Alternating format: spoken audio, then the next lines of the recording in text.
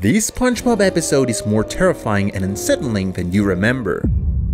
The episode begins with SpongeBob and Patrick very happy after having a pleasant time in the glove world, a very colorful place, which makes SpongeBob and Patrick feel very safe and comfortable. But all this will change when they get on the bus that takes them back home, because after a few laughs, Patrick very calmly asks SpongeBob, "Where's leaving Bikini Bottom?" Hey SpongeBob?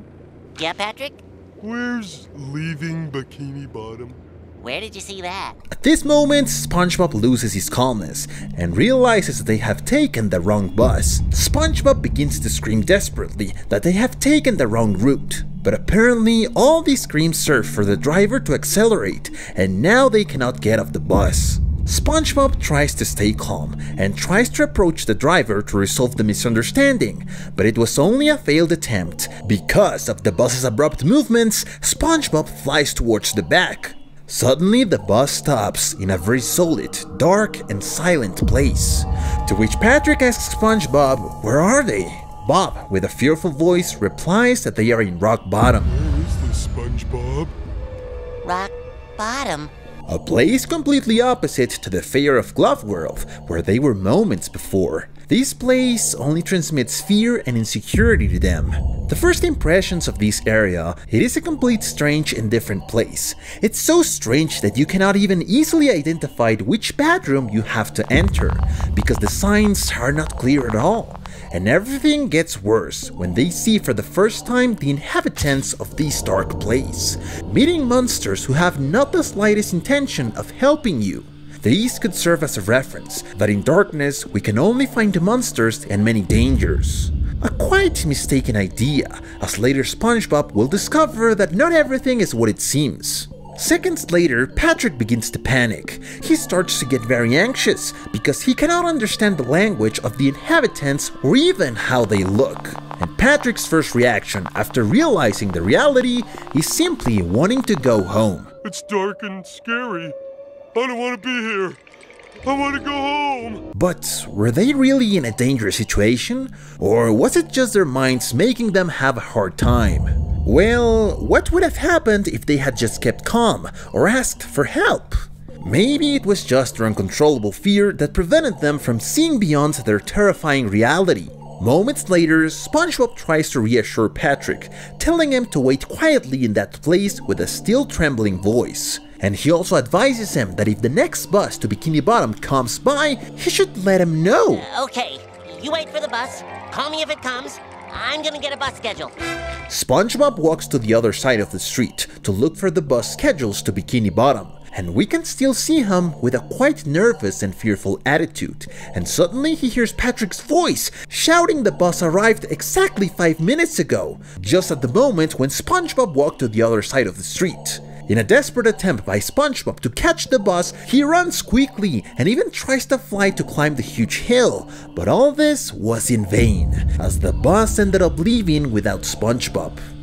After this failed attempt, now SpongeBob finds himself completely alone in the middle of nowhere, as he has no choice but to return to the bus stop. While SpongeBob hopes that the bus will arrive again, in his carelessness for being distracted by the fear caused by the rock bottom, he tries to tie his shoelace, but this carelessness caused him to miss the next bus. SpongeBob gets frustrated, and to his bad luck, his balloon is taken by the wind, now leaving him completely alone. Because apparently, this balloon represented a safe place for SpongeBob. Later, we see how an inhabitant of the rock bottom gets off the bus, and SpongeBob tries to ask for help, but the inhabitant runs after SpongeBob's balloon.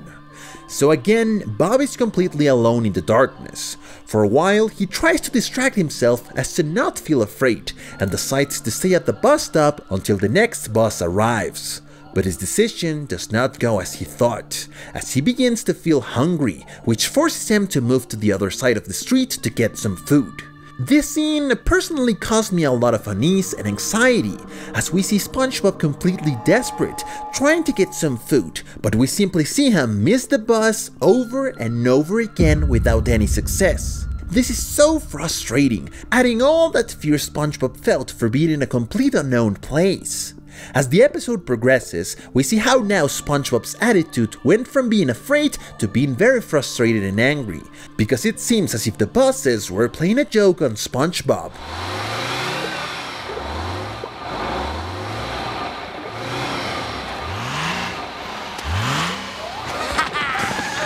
After failing in each of his attempts, SpongeBob finally decides to ask for help, and this is when SpongeBob's mind breaks that barrier of fear that prevented him from solving his problem.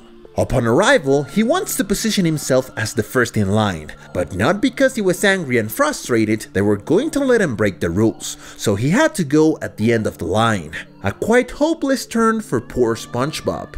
And of course, this resulted in another failed attempt, because first, when SpongeBob's turn finally arrived, he had to decipher the accent of the inhabitant who attended him. Your accent?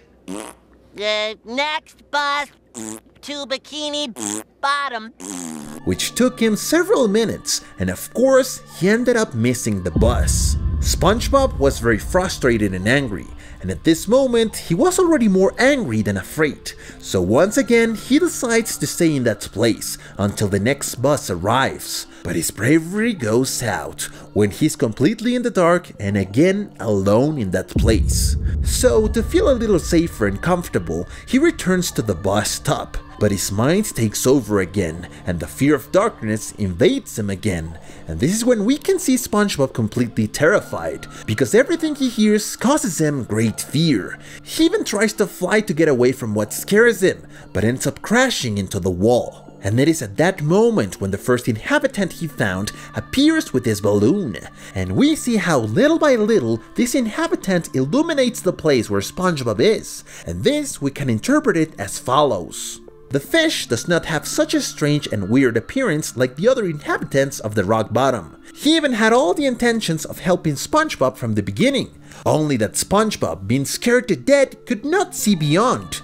Also, that light that this fish carries tells us that it is illuminating SpongeBob's path literally, because practically so easily he solved SpongeBob's problem. And this, friends, only shows us how fear can completely alter our reality and make us believe things that are not even true. Because SpongeBob and Patrick saw all these monsters as a threat they had to be careful of. But probably they just had to ask for help, and everything was gonna be solved. Because fear only led SpongeBob to miss the bus multiple times, and not even get any food.